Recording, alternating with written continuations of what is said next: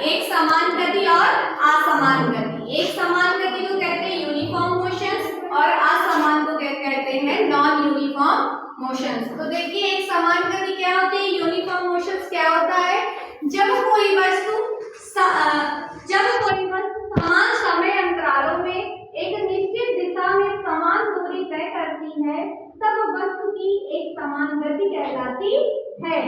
एक समान गति में वस्तु का मान नियत रहता है। देखो जब कोई वस्तु समान समय में समान दिशा में समान दूरी तय करती है तब उसे हम एक समान गति कहते हैं।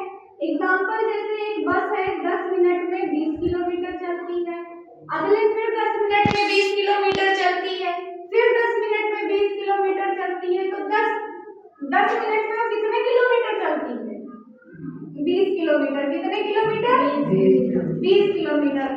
तो उसकी गति में और उसके समय में कोई परिवर्तन हो रहा है, नहीं हो रहा है ना।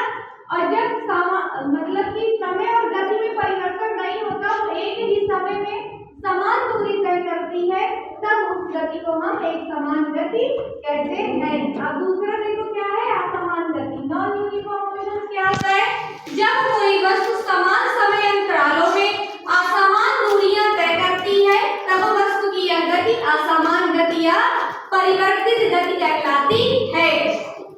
असमान गति में वस्तु का वेग समय के साथ परिवर्तित होता रहता है। देखो अब इस